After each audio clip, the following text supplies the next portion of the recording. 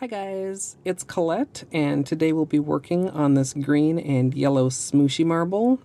It's also got just a little bit of teal in there, and I'm really pleased with how this turned out.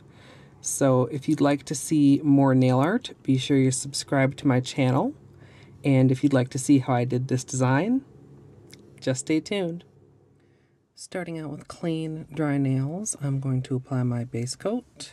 I'm using Ready for Takeoff as usual, which is a peel-off base coat, and you can use whichever is your personal favorite. I'm just going to quickly go over the colors that I'll be using. These are all from China Glaze. The yellow is Sun Upon My Skin. The light green is Be More Pacific. The darker green is called Sure Enough, and the teal is Wait and See. And these are all from the same collection. I think it's called the Offshore collection, although don't quote me on that. And I'll be using all four for the smooshy and using the yellow as my base color. And I would say that a base color is not like 100% required when you're doing a smooshy marble. I just feel like it gives me a little bit more of like a safety net and ensures that the final manicure is going to be nice and opaque. I did 2 coats of the yellow just because it was kind of wimpy, and you can see that it's still quite streaky. If you were going to wear this on its own, I would suggest definitely 3 coats and 3 very careful coats to avoid the streakiness. So now I'm going to protect around my nails.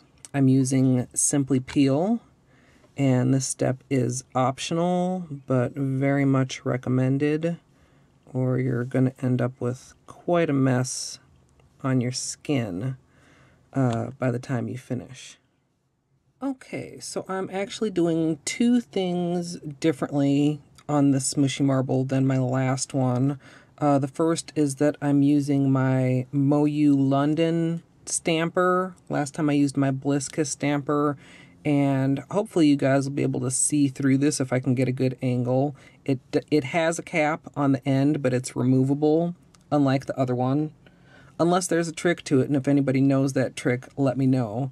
And the other thing I'm going to be doing differently is that instead of applying the dots on my nail, I'm going to be applying the dots right on the stamper. And I'm going to kind of go for like a rectangle shape. Every nail, of course, is not going to turn out the same, but I want to keep kind of like a similar mixture of colors.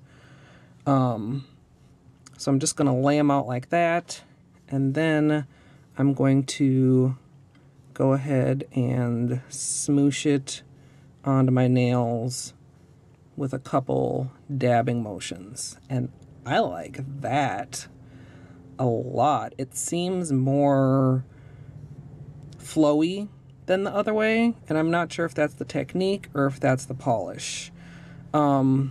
You do still have some left on your stamper. I suppose I could like try that on my next nail, but I want to clean it off.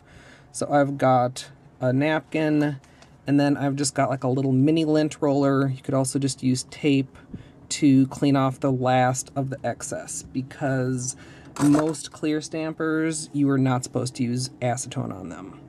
Then I'm just going to go ahead and grab the latex and peel it off while the polish is still wet. And there you go. So I'm going to go ahead and, this is actually, I think maybe I can get some of this with an orange stick, make my cleanup a little bit easier. But I'm going to go ahead, repeat that on the rest of my nails. And then once all my nails are done, I'll go ahead and clean up as usual.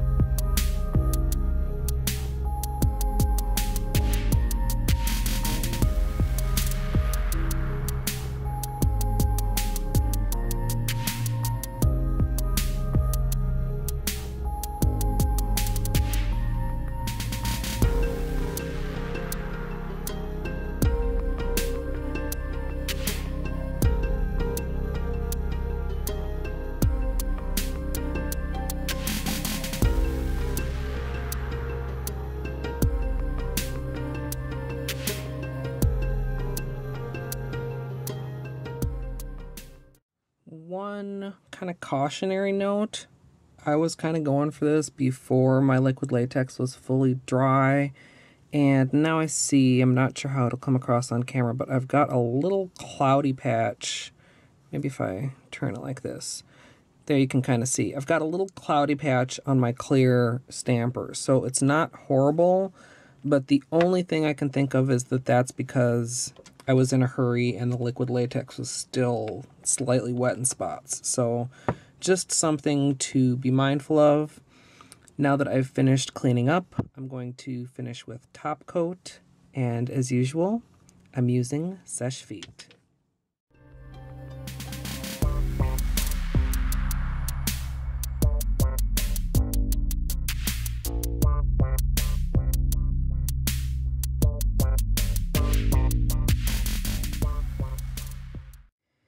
So here's the finished manicure, and I really, really, really like the way that this turned out. I'm not sure if it's the way the different polishes work together or more due to using the different technique, but I feel like this turned out more like I expected my first one to turn out. More like swirly patterns than the blue turned into kind of like blotchy patterns. And I think this index nail is definitely my favorite of the manicure. It's got the coolest little swirl in there. I do have a couple nails, like my thumb, that turned out a little bit blotchier. And I think the main thing I learned this go-round of doing the smooshy technique is there's a really fine line between using too much polish and using not enough polish. So it's just a learning curve like anything else with nail art, but I love the way this turned out. And good news, I'm recording this after I've been at Grandma's the whole day, and I don't know what causes the cloudiness on the stamper, so I don't know why I thought that what I did would work. What I did was I painted a layer of polish over it, and I just removed it. And as you can hopefully see there, the cloudiness is gone. So I don't know if that's a 100%, solution to that problem, but it's definitely worth a try. I just left it on there for, I don't know, I guess it's been about 9 hours, and then removed it with the sticky lint roller, and almost all the cloudiness is gone. So I was pretty pleased with that. But I'd love to hear what you guys think of this smooshy marble. Be sure you subscribe to my channel so you can see my continued learning curve with this technique. If you'd like to see the peeling, just stay tuned. And if not, as always, thanks for watching. Alright, so I'm getting ready to take off this manicure. We're on the 3rd day of wear, and I didn't lose any nails of polish, just minimal tip wear, and I do have a little bit, you can see here, of lifting, and that literally just occurred.